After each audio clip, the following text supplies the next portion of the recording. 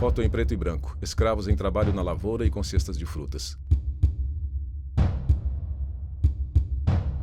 Durante muito tempo, o discurso vigente sobre o negro escravizado era esse discurso da passividade, da submissão, daquele ser naturalmente prestativo, talhado para o trabalho, antes da abolição. Esse era o discurso vigente.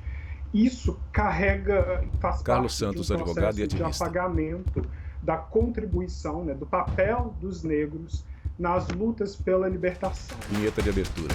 Sequência de imagens com várias personalidades que representam a luta pela igualdade racial através da história. À direita, em letras pretas e de forma, abolição. Abaixo, em letras amarelas, resistência e luta dos povos índios da África.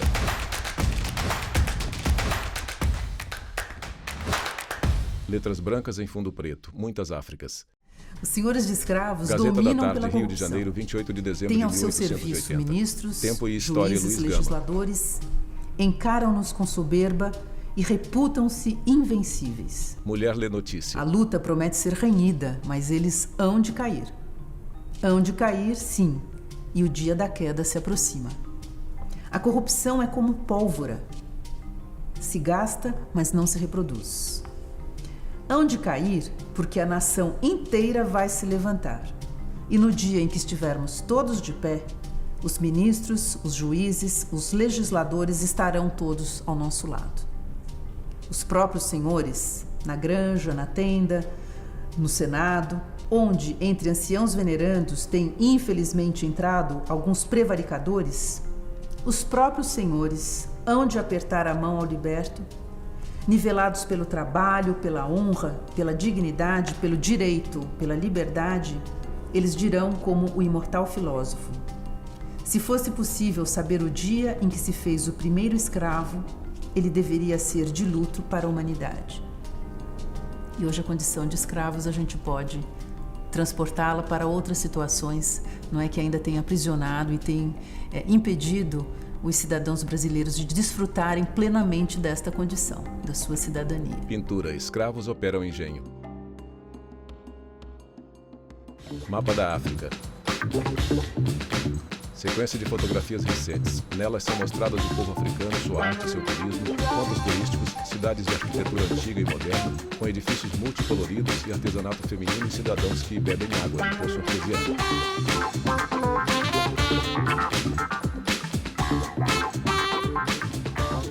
A África, o continente africano, ele é o berço da humanidade. Né? Lucilene Reginaldo, portanto, ele é o historiadora. espaço mais antigo, né, das organizações sociais, né, dos Homo sapiens. Né? Isso já diz muito, não é?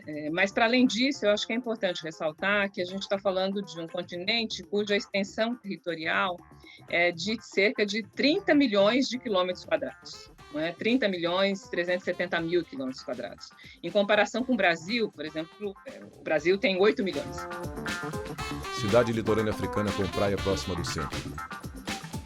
Então, ou seja, toda essa extensão territorial imensa aponta, primeiro, evidentemente, para uma diversidade geográfica, para uma diversidade do meio. Né? Então, no continente africano, nós temos das grandes florestas tropicais, né, aos desertos e as montanhas de gelo eterno. Topo da montanha de gelo. Dentro dessa extensão diversa, né, do ponto de vista geográfico, do ponto de vista do meio ambiente, há, portanto, né, também uma grande diversidade social, cultural, política, linguística. É importante ressaltar que o continente africano ele não estava isolado antes do século Lucilene XX, Reginaldo, né? historiadora. Há um contato intenso do continente africano, ou de várias sociedades da costa do Índico, né? Com várias sociedades, né, do mundo, do Índico. Né? Da mesma forma ocorre com o Mediterrâneo, né? E da mesma forma ocorre com o mundo árabe muçulmano. Né? O embaixador, historiador Alberto Costa Silva gosta muito de dizer, né, que o Saara, na verdade, é um oceano, né? Ou seja, os caminhos do Saara, né, ligam sociedades da costa ocidental da África, quase da costa atlântica, né, ao mundo árabe muçulmano. Né? Os portugueses, quando chegam na costa oriental da África, no século XVI, eles se espantam com as feitorias muçulmanas, chegam a proclamar, né, chegam a manifestar, né, a surpresa de que os infiéis chegaram primeiro. Eram centros urbanos, então o comércio funcionava, comércio inclusive Carlos de da longa Silva distância, Júnior, historiador. comércio de diferentes produtos, comércio de ouro, ou seja, a gente não está falando de uma África estática. Desde o século IX, passando pelo século XI, o século XIV, não é? As cidades-estados de Gal, não é? Lucilene Reginaldo, historiadora. Mali, não é? O Songhai, não é? Ao mesmo tempo você vai para a costa oriental, não é? E aí, inclusive, os portugueses se deparam, né? Quando eles chegam no século XVI, na costa oriental, naquilo que hoje é atual Moçambique, né? Com aquilo que era o final, a decadência do grande império do Monomotapa. Você tem vários agrupamentos políticos Carlos da Silva Júnior, muito historiador. complexos, que vão ser esses agrupamentos conhecidos pelos europeus a partir do século XV, quando, a partir das navegações, da expansão ultramarina portuguesa, principalmente, os portugueses começam a costear a parte ocidental da costa africana, eles começam a ter acesso, a estabelecer relações Carlos com da esses Silva grandes. Júnior, Então, historiador. quando os portugueses, eu estou falando dos portugueses porque foram esses os primeiros que se lançaram nessa expansão europeia em direção ao continente africano, mas quando eles tocam no continente, eles vão ter contato com sociedades complexas, administrativamente, politicamente, comercialmente. As relações eram relações entre reinos, não eram relações entre o reino de Portugal e a aldeia ou a comunidade, uma pequena comunidade, não, eram grandes territórios. Quando a gente fala sobre Guilherme história Oliveira, da África, historiador. ou mesmo sobre África, as pessoas generalizam, Canal né? Pensar E é Africanamente. muito difícil História a de gente luta ser e um liberdade. pesquisador sobre história da África. Todo africanista, ou enfim, toda pessoa que pesquisa a África, pesquisa especificamente alguma região dentro de algum contexto. Eu estudo a África Central no século XVII, né? Então, o que é a África Central? A África Central seria o que hoje, ou a África Centro-Ocidental, seria o que hoje são os países de Angola, República do Congo e República Democrática do Congo. É essa região em que eu pesquiso. E aí essa região, no século XVII, ela é formada por diversos reinos, né? Então nós temos aí o reino do Congo, o reino do Ndongo, o reino de Kassange, o reino de Matamba, o reino de Benguela, enfim, nós temos diversos reinos, e esses reinos, eles estão em contato ou em conflito o tempo todo. Essa região da África Central é a região que mais exportava africanos. Então, de todos os navios negreiros que embarcam da costa africana para a costa americana de 1600 a 1699, mais da metade deles são dessa região da África Central, mais da metade deles partem do porto de Luanda, partem de Angola, partem dessa região. Então, falar dessa região é também falar sobre a origem da população negra do Brasil, né? É falar sobre a origem da nossa diáspora. A gente Silvania tem uma Klein, presença historiadora banco e que é muito idealizadora do maior, Pensar né? Porque Africanamente. eles chegaram primeiro e continuaram chegando em ondas até o final do tráfico. Desde 1530, são os primeiros registros, eles chegam ondas, levas e levas e levas de grupos banto, embora de grupos bantos diferentes, que Congo, que Bundo, e de áreas diferentes da África. Então você tem essa presença banto praticamente de norte a sul do país. Mas aí você tem, já chegando no século XVIII, do século XVII, os iorubás e os Fon, Jeje, né, chamados mais de Jeje no Brasil. Em menor número, porque começam a chegar bem depois. Mas você percebe que existem invariáveis civilizatórias, existem princípios civilizatórios comuns, que são princípios comuns a todas as populações tradicionais do continente africano. As presenças, as diferenças você encontra principalmente nos idiomas, algumas diferenças na forma como se relacionam com o sagrado, algumas diferenças em relação à forma como denominam suas divindades, né? Denominam seu sagrado. mas muita coisa em comum na forma como se relaciona com o meio ambiente, na forma como se relaciona com a comunidade, na forma como relaciona com os seus, na forma como se relaciona com os mais velhos, com as crianças, né? São aquilo que a gente pode chamar de invariáveis civilizatórias entre todos esses povos. Agora, a presença do idioma, você encontra diferenças, né? Há uma predominância maior iorubá, obviamente, na Bahia. Jeje também está muito presente no interior da Bahia, além do Maranhão, de Pernambuco. E bantos você encontra de norte a sul do país, mas com muita força no Rio de Janeiro. Essas diferenças são mais nas formas idiomáticas e na forma e na relação com o sagrado. Mas na relação, digamos, da forma como enxergam o mundo, como se relacionam com o mundo, historiadora e idealizadora do pensar africanamente. Ambiente, aí tem muita coisa em comum. Agora, aqui no Brasil... Alberto da Costa Silva, historiador. Esses africanos que eram libonos, nupes, iorubás, banhuns, iacas, caçanges, se transformavam em angolas, benguelas, moçambiques, cabindas, transformavam o nome do seu porto de marketing ou de captura. E porque Alberto no Brasil da Costa se algo Silva, muito historiador. curioso. Houve também uma migração interna. Houve um comércio de escravos e de homens livres em todo o território brasileiro. Um escravizado que havia banho, que havia chegado em São Luís, podia, meses depois ou anos depois, embarcar para a Bahia ou embarcar para Minas Gerais ou para o Rio de Janeiro. E vir para o interior a pé, conduzindo gado. Fotografia. Homem preto com pintura tribal branca no rosto. Esses povos foram misturados, esses povos sofreram atos de violência, né? Então esses povos Washington Nascimento, misturaram historiador. elementos culturais sem perder elementos que para eles são inegociáveis, né? Então, um exemplo clássico: se em África os povos iorubás entravam em guerra, em conflito com os povos fons, e se os povos fons tinham, né, uma lógica religiosa que era distinta dos povos iorubás, né, enquanto que os povos fons, né, têm um determinado arquétipo religioso, os iorubás têm os orixás. Mas aqui eles se encontram, aqui eles se formam um complexo, né? Fon Iorubá, ou um complexo que a gente chama aqui no Fotos Brasil de Pierre Verger, de 1902, e aí, aqui no Brasil, 1996. acontece um outro processo, que é quando essa influência Iorubá e Fon encontra também essa influência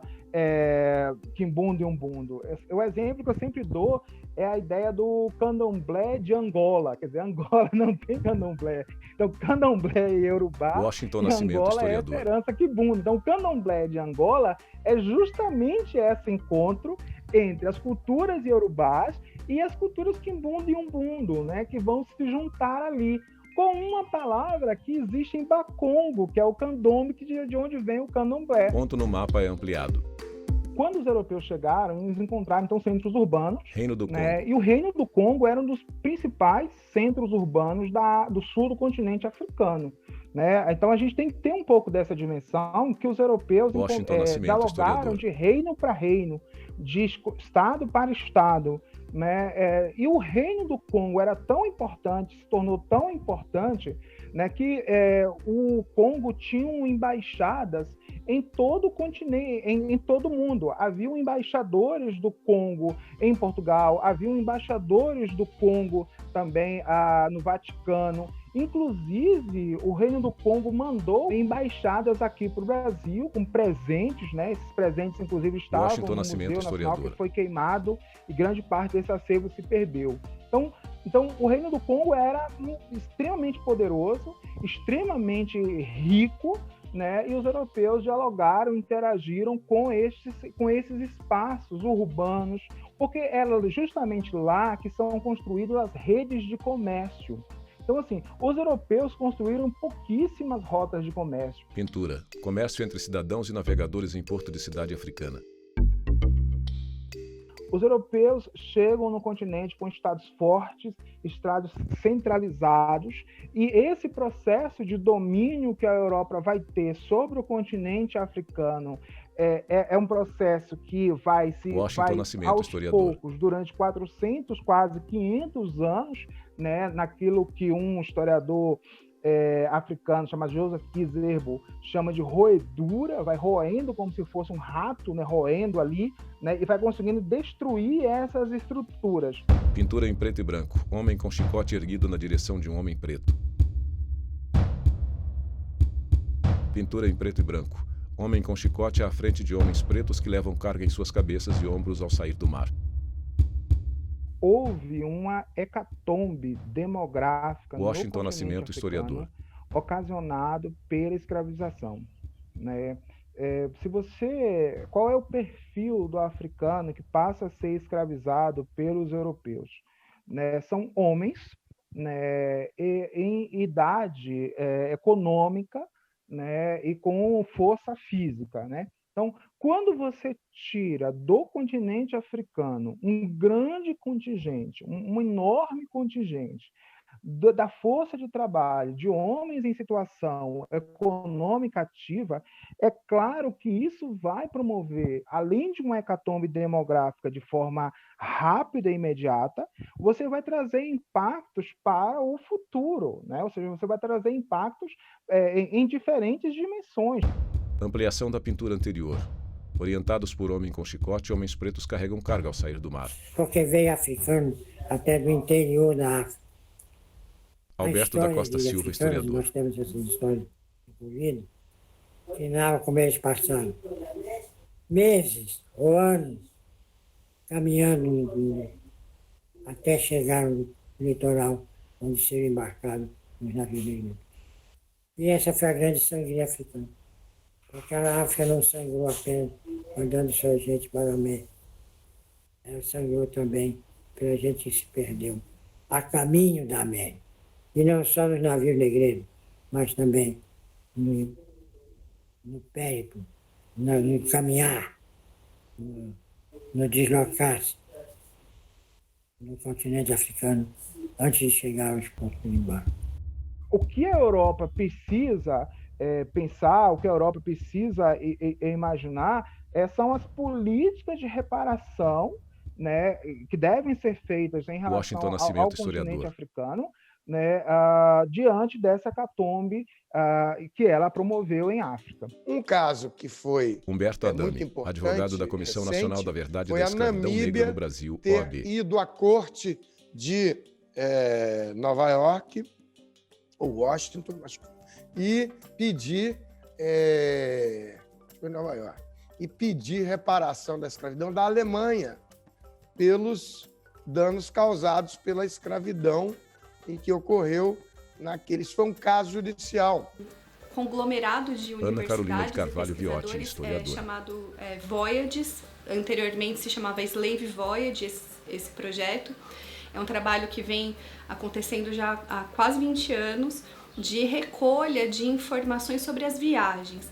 Então, pensando em toda a dinâmica desse comércio e com fundos documentais de uma série de lugares, então todos os lugares que receberam e venderam pessoas, esses pesquisadores que são capitaneados por um grupo da Universidade de Emory, nos Estados Unidos, começaram a levantar todas as viagens. Então, até o momento, eles foram atualizando, na verdade, ao longo desses últimos anos, o número total de pessoas que foram traficadas.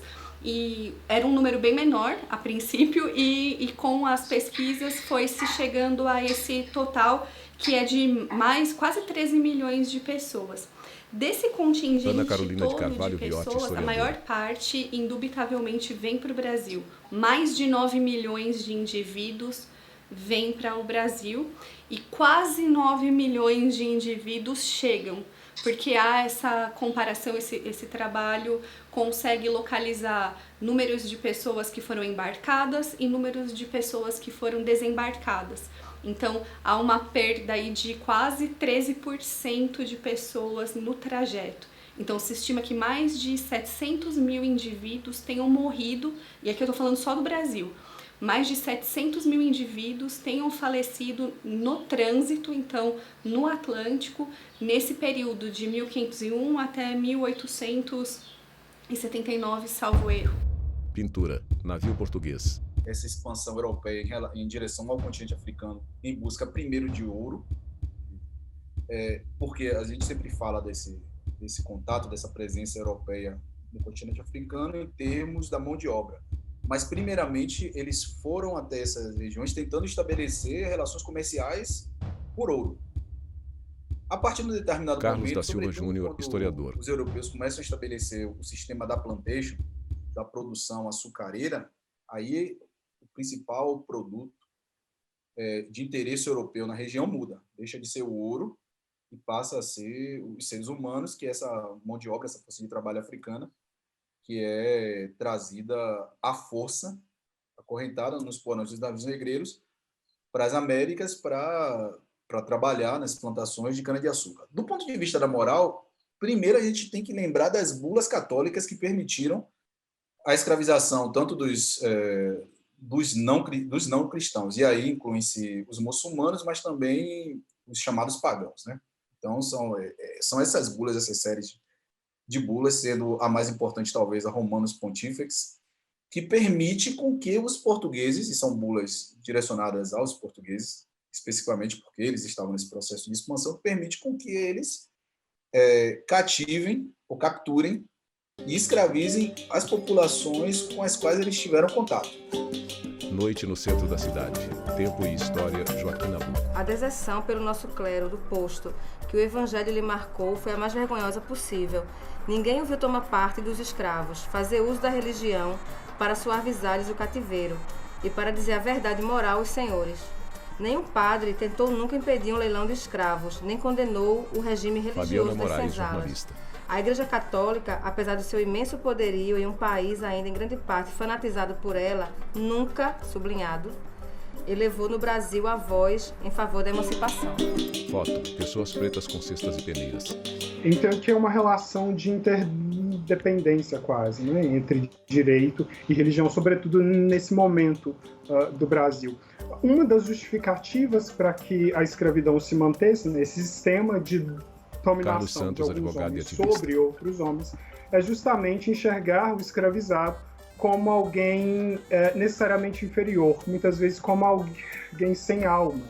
Até partia-se do pressuposto de que o escravo não tinha alma, isso legitimava essa espécie de dominação sobre os escravizados pelos senhores de escravos naturalmente superiores a eles, na perspectiva do período, né? Era assim que se lia, basicamente. A Igreja acabou por legitimar essa perspectiva, reconhecendo a escravidão como uma possibilidade.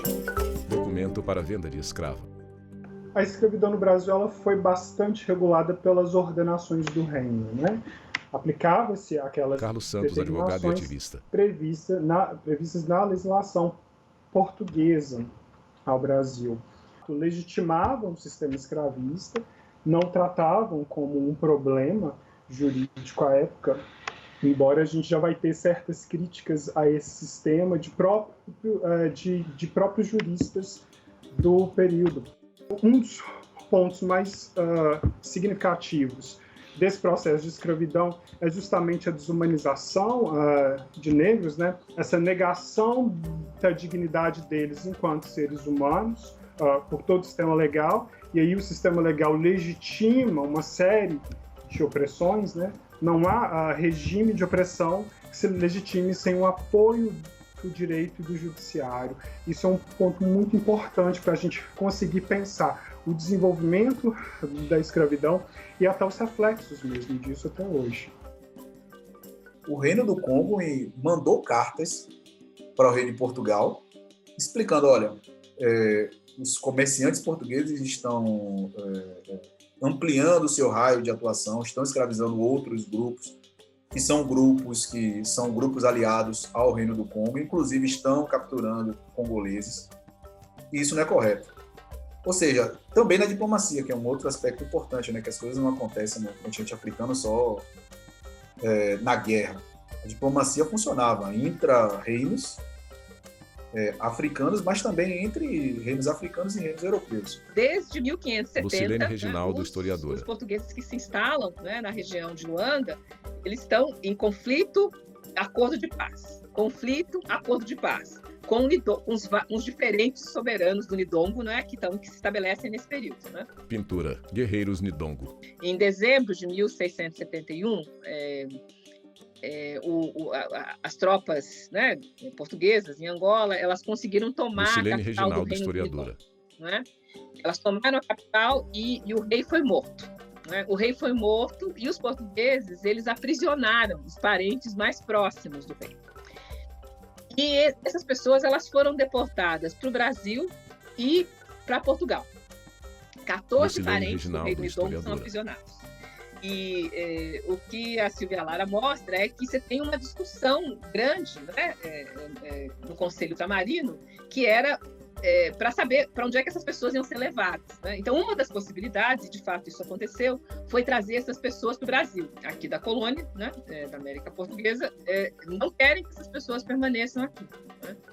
E eles justificam ao Conselho Ultramarino da seguinte forma, né? Ou seja, era necessário que esses parentes do soberano do Nidongo saíssem aqui por causa da perturbação que eles poderiam causar. Seria Lucilene Reginaldo, importante historiadora. evitar, não é, que essas pessoas permaneçam aqui, não é, porque elas poderiam querer fugir para os mocambos, não é, de onde conhecidos dos negros deles, não é, eles poderiam causar muitos prejuízos. Não é? Então, acho que esse evento é um evento importante porque ele atesta, então, não é, que as conexões centro-africanas, não é, ou seja, em Palmares, não é, ela se dava pela presença, não é, de pessoas que tinham vindo dessa região. Palmares Angola, no mapa do né, Brasil. em intenso conflito e batalhas, não é, entre portugueses, não é, e o Nidongo, Lucilene né, Reginaldo, desde o final do historiadora. século XVI, não é? Mas que essas pessoas traziam consigo, não é, a sua língua, né, os seus referentes culturais, mas traziam consigo uma cultura política, não é? E traziam consigo informações, né, sobre as coisas que estavam acontecendo dos dois lados, não é?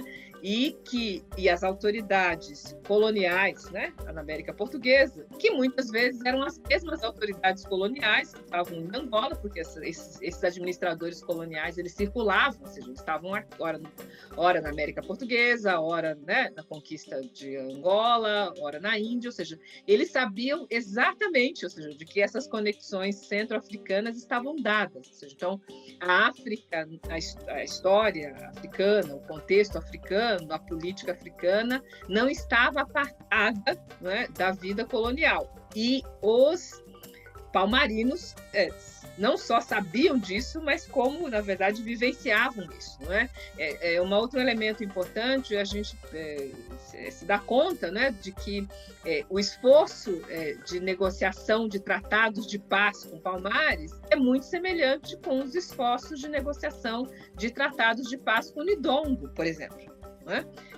Então, acho que esse é um jeito importante, né, de você chamar a atenção, né, ou seja, para o lugar que a África ocupa, então, numa história dos escravizados, na experiência dos escravizados. Né? Não era uma coisa assim, sabe, uma cultura genérica, não, era, na verdade, referenciais políticos muito vivos, né, e reconhecidos pelos contemporâneos. Próximo episódio, a luta no Atlântico. Chama mais atenção esses grandes fenômenos, esses grandes eventos, como, por exemplo, os quilombos. E Palmares, talvez. Carlos da Silva Júnior, historiador. Talvez não, é o nosso caso mais exemplar. Palmares é um problema que vai atravessar dois momentos. Primeiro, Palmares se localiza na Serra da Barriga, né?